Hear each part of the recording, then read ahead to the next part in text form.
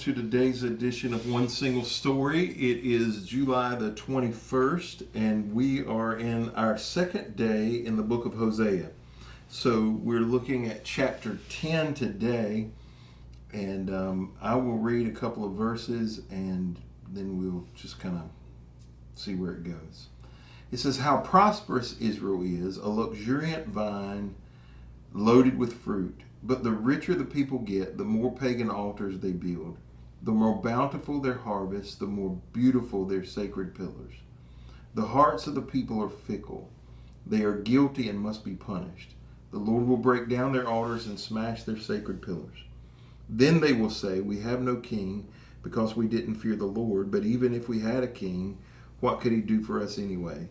They spout empty words and make covenants they don't intend to keep. So injustice springs up among them like poisonous weeds in a farmer's field." So the very first verse there talks about their prosperity. It says they're like a luxuriant vine loaded with fruit.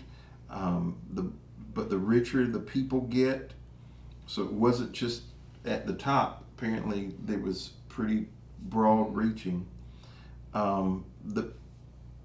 The more pagan altars they build, the more bountiful their harvest, the more beautiful their sacred pillars.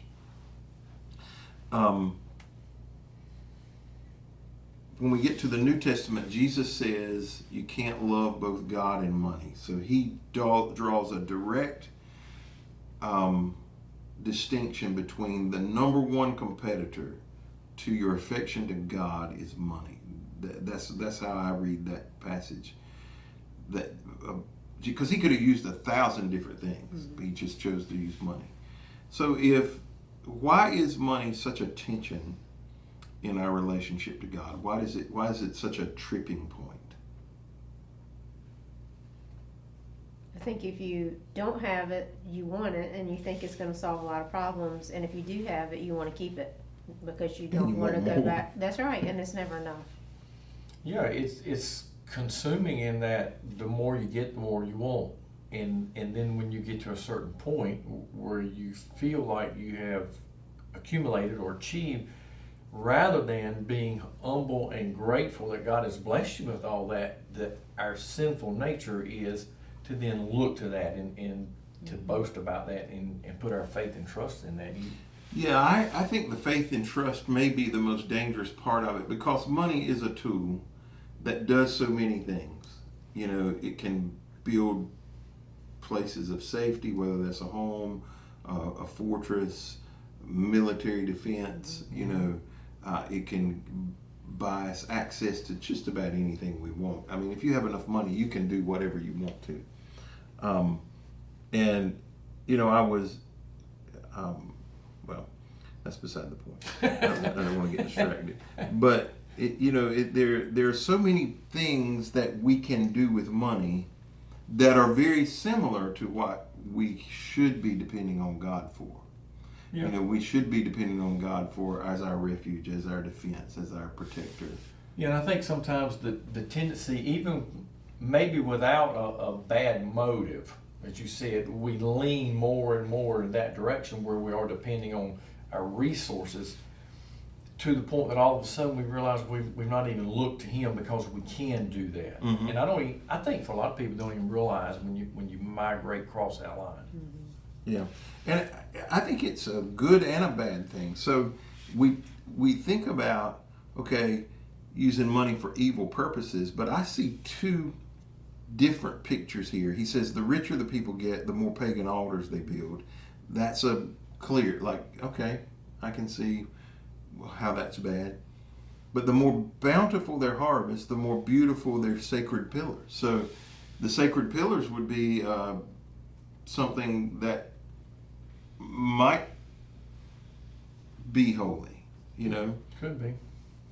Could be a sign that they're pointing to God, but instead of using it for other purposes, they make things more beautiful, more extravagant.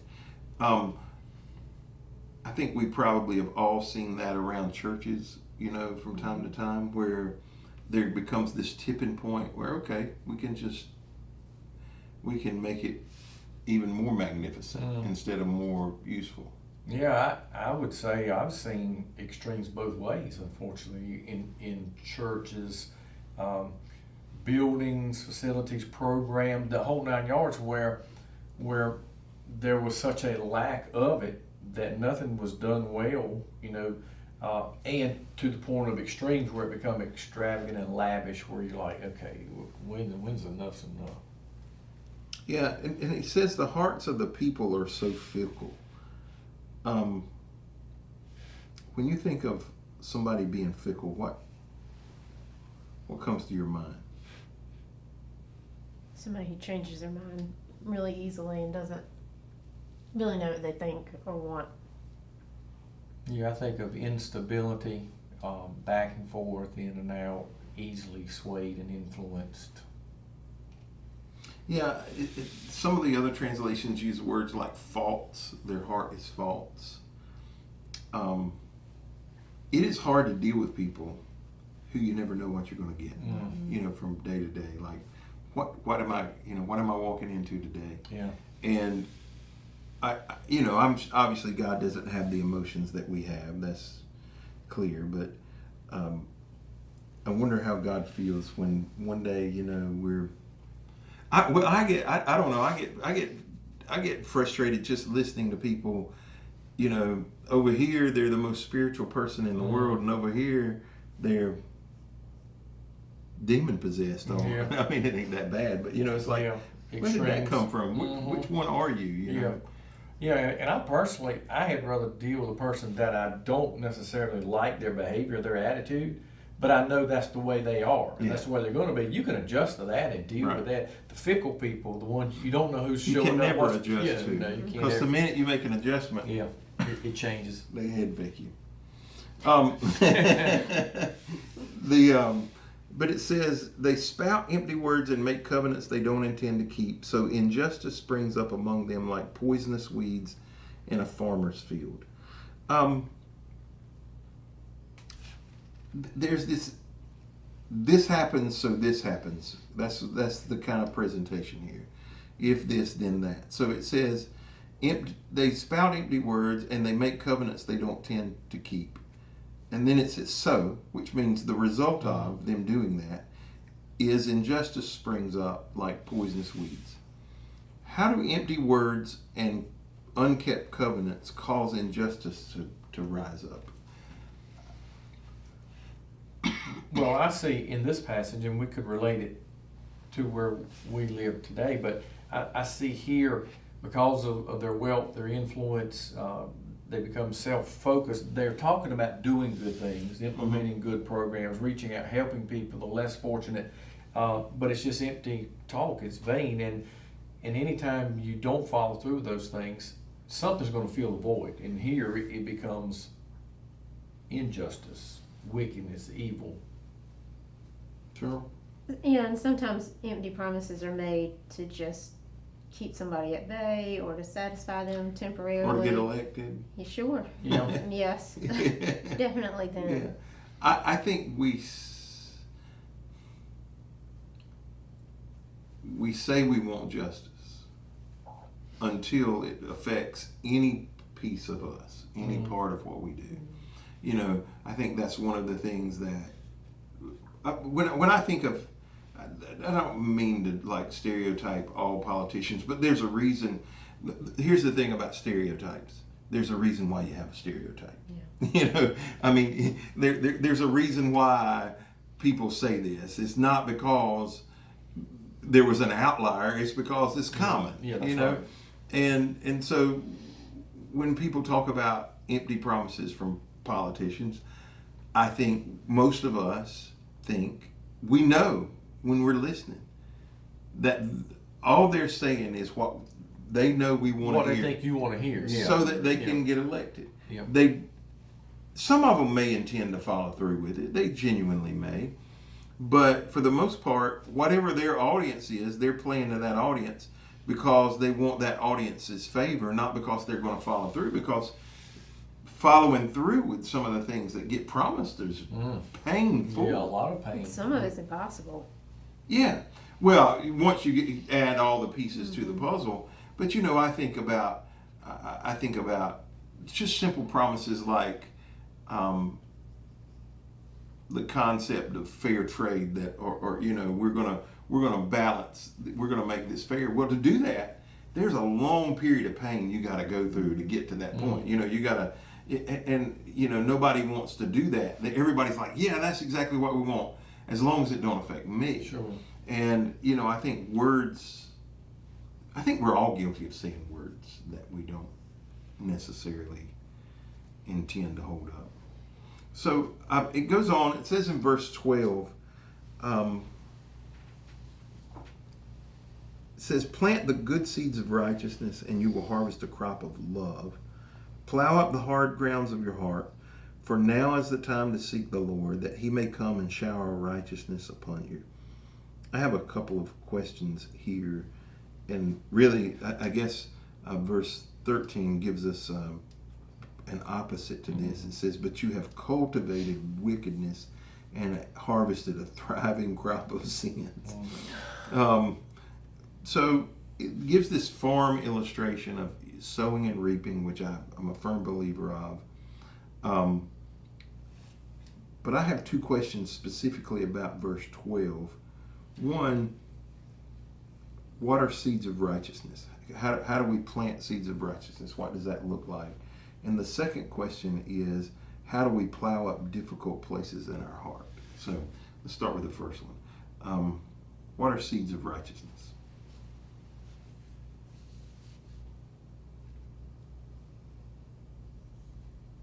I think it looks different for different folks at different times. I think primarily seeds of righteousness would actually be things that we do, that we take action upon. And he uses this analogy: you plant those good seeds of righteousness, you will harvest a crop of love. I think perhaps sometimes the reason we don't do more than we do, we plant seeds or good deed or action to help, we don't see a harvest, we don't see any payoff of that, and we get tired of that, or we say, that's not working out so good for me, so I'm just going to stop doing it altogether. When in fact that is a process, for it to come to pass so that you can reap anything. You mentioned it earlier, you reap what you sow, good or bad, but that's not always a quick process. Rarely reap tomorrow what you sow. Very rarely. Because what I find is the very few things that you could plant that you're going to see some results real rapidly aren't very significant. They would tend to be things that are more beautification, but they're temporary and they're gone. Yeah, they're not sustaining. They don't bear fruit, etc. All that's a significant process. Yeah. Temporary changes. Mm-hmm. Sure. What do you see as seeds of righteousness? Goodness, things that are right and true, things that are usually hard to do and not convenient or easy. And I agree, excuse me, that a lot of times it takes a long time, if we ever see what the results of that are going to be, because some of those things are going to be, generational. Some of those things are, you think about like leading a church, there's going to be a result of some of those things that you may never get to see. Yeah. But it doesn't mean it's not going to happen. Planting is a very intentional process. Mm-hmm. You don't plant by accident. It's got to be some preparation, intentionality, specific as to what you're planting. It'd be kind of foolish to go out to a garden and just grab random seeds from everywhere you've been and you have no idea. You're just going to throw them out there. See what comes up. You don't want to. And the cycle of planting corn is different than the cycle of planting a pine tree. Yeah. That's different than even planting some other trees, that are longer growth cycles. And I think we all, even in a best case scenario, we want the corn process. There's an old saying about you can hear corn growing. Yeah. Because it grows so fast. Yeah, it's a rapid, more, and it's significant. You see it, then it's tasseling and, But it's a short cycle. It is. And it's come and gone, whereas long-term things, I said recently in a sermon, there are things that I know right this moment I'm reaping in a positive way from seeds that were sown 25 years ago. Mm-hmm. And you don't always know exactly how that's going to come out, sure. But it just does.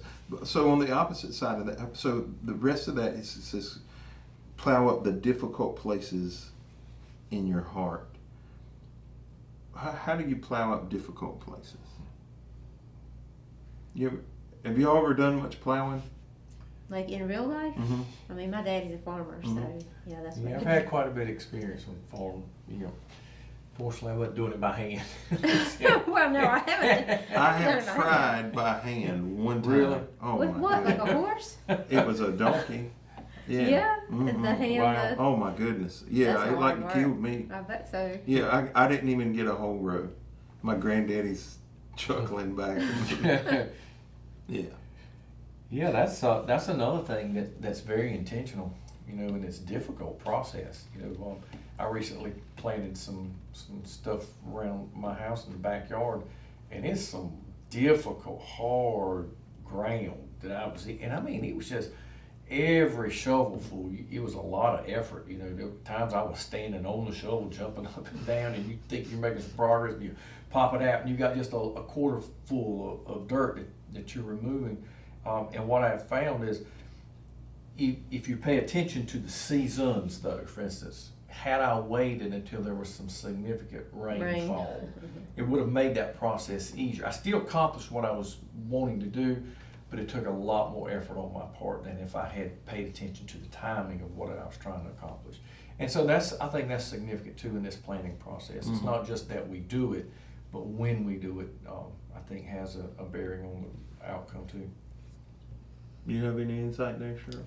Well, when you were asking about, breaking up the hard parts of your heart, that one of the most difficult things about that is just acknowledging it in the first place.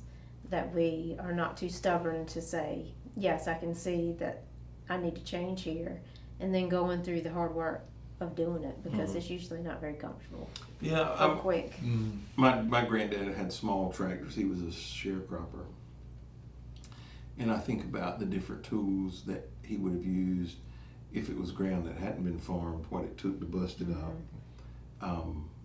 Disking it would have looked different, had a different purpose, to try to break it up. And then making rows was even completely different than that. There's a shaping process. Yeah. And then after a crop is formed, if you go through it with a tractor, you got to be very careful with what you're using and how you're using it. And this picture to me is a place that hasn't been useful for a long time, and it's having to be broken up. And in the farming analogy, and I think of bottom plows that go down deep and turn the soil over. Chisel plows are pretty common instruments now, Right.